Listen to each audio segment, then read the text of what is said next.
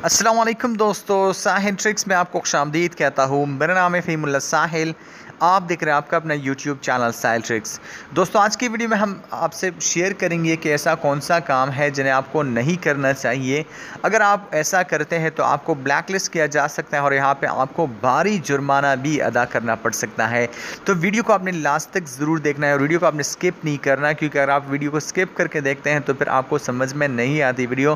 फिर आप बाद में कहते हैं कि वीडियो फजूल बकवास वेस्ट ऑफ टाइम थी, तो फिर उससे मेरे कुछ लेना देना नहीं है। तो वीडियो को आपने लास्ट तक ज़रूर देखना है और गौर से सुन लेना है यहाँ पे, क्योंकि देखने के लिए कुछ तो है नहीं।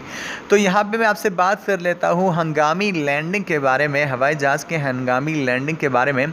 तो सबसे पहले तो बात करते हैं कि ऐसे कौन से अवामिल सामने आ जाते हैं जिससे तैयारे को जो हंगामी लैंडिंग है वो करनी पड़ती है। तो सबसे पहले जो टॉप पे है वो है फ़नी ख़राबी। अगर किसी तैयारे में फ़नी ख़राबी आ जाती है तो उसको हंगामी लैंडिंग करनी पड़ती है।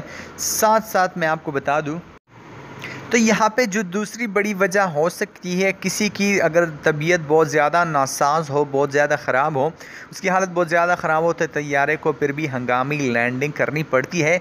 लेकिन यहाँ पे जो तीसरी वजह मैं आपसे शेयर करने वाला हूँ, नॉर्मली यहाँ पे देखने में आता है कि पैसेंजर्स आपस में लड़ पड़ते हैं या एयर होस्टेस से लड़ पड़ते हैं या किसी को नुकसान पहुंच जाता है।